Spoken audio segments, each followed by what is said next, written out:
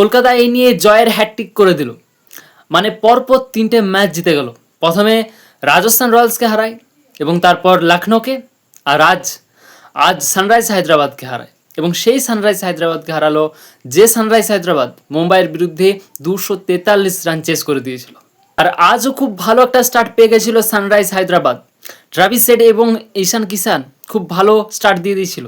হয়তো অভিষেক শর্মা আজ খুব তাড়াতাড়ি আউট হয়ে গিয়েছিল, কারণ 105 রানের মধ্যে 2টো উইকেট পড়েছিল, মাত্র 105 রানের মধ্যে 2টো উইকেট পড়েছিল 9 ওভারে।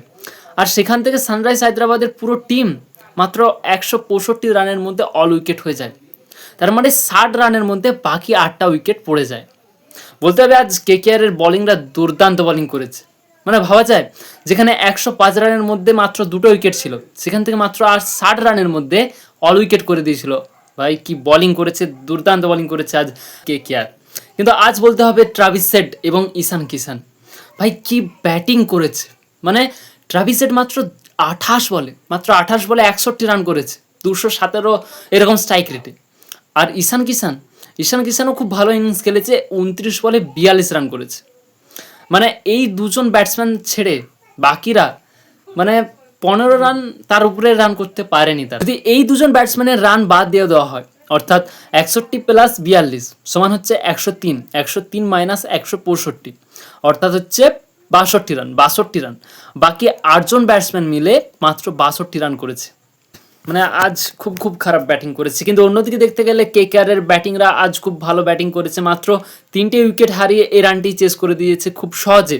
মানে ওপেন করতে আসে আজিঙ্কে রাহানে এবং ফিন অ্যালেনকে আজকে খেলানো হয়েছে। তো এরা খুব ভালো একটা স্টার্ট দেয়। আজিঙ্কে রাহানে 36 বলে 43 রান করেছে, ফিন অ্যালেন হচ্ছে 13 বলে 29 রান করেছে, রঘুবংশী 47 বলে 59 রান করেছে এবং রিঙ্কু সিং 11 বলে 22 রান করেছে 200 প্লাস স্ট্রাইক রেটে।